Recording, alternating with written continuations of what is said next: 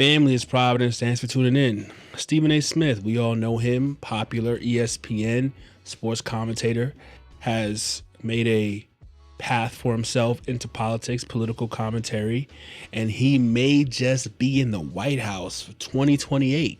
Multiple news outlets are reporting that Stephen A. Smith is seriously considering running for president in 2028.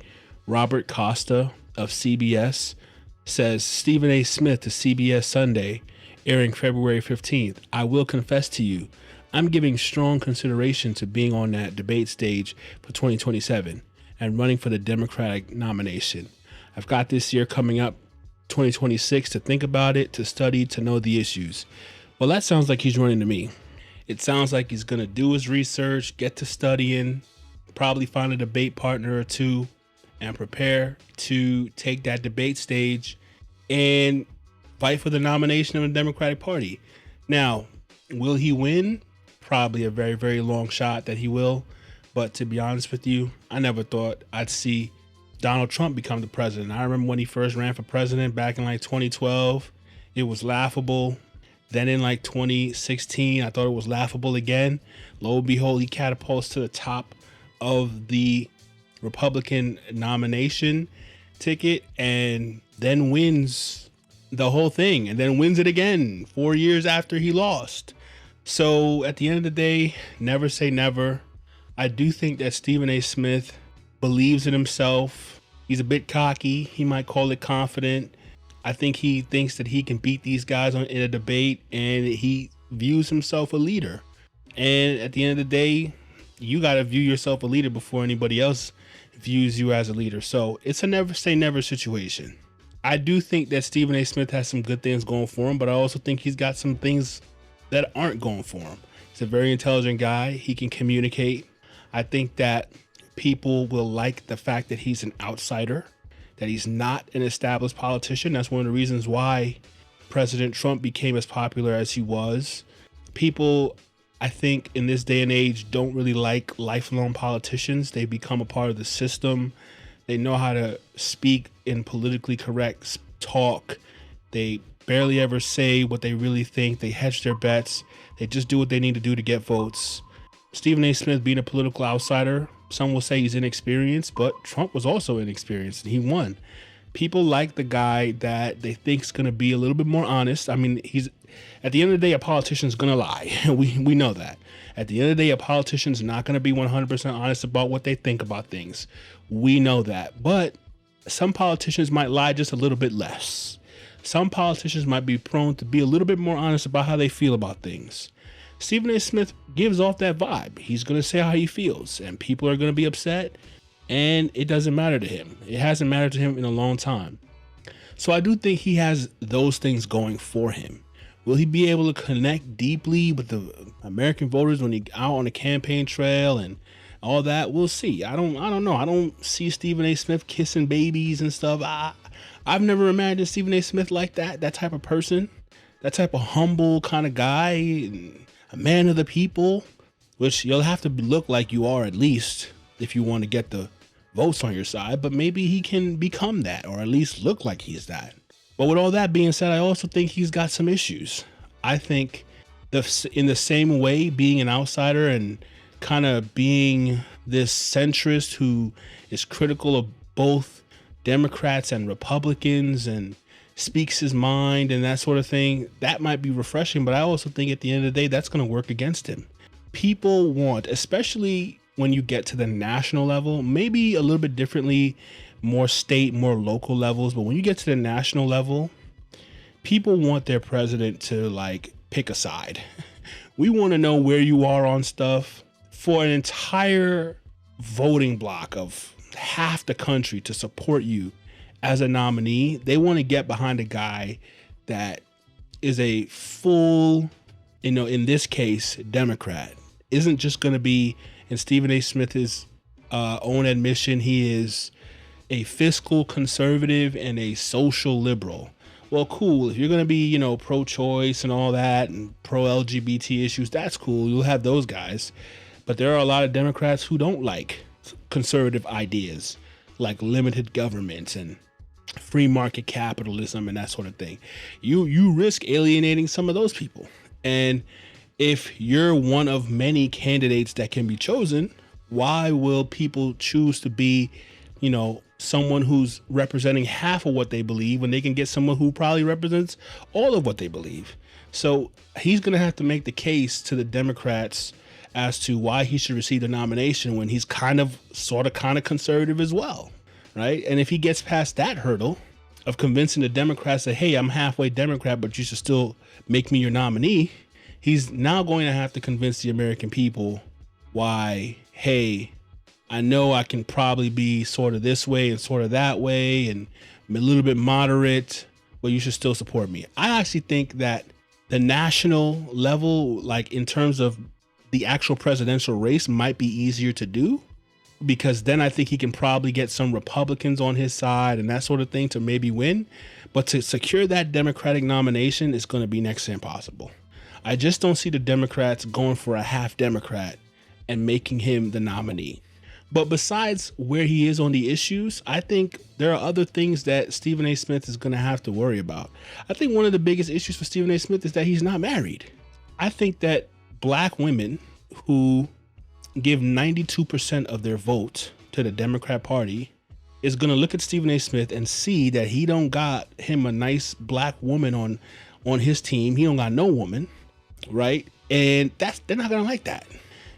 Black women like for black men to show love to black women.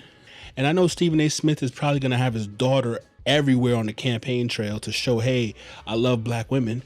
But it would have been helpful if he had a little Michelle Obama on his team.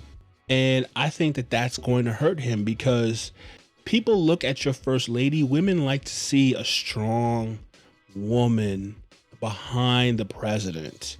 And Stephen A. Smith remaining a bachelor up into his 50s might communicate to a lot of people that he's immature, that he still wants to live this bachelor life where he's just dealing with random women, that he's scared of commitment, that he's, scared to, get married and that sort of thing. And people will look at that and go, well, if you didn't want to be responsible enough to actually start a firm, stable, strong family with a beautiful black queen, right? Why in the world should we vote for you for you to be president? Are you responsible enough? Right now, Stephen A. Smith, allegedly he's with somebody and whatever. He may try to get married before the whole nomination thing. If he does do it, I can see him for political reasons, maybe expediting some sort of marriage. But at the end of the day, I think not having a first lady is going to be an issue for him.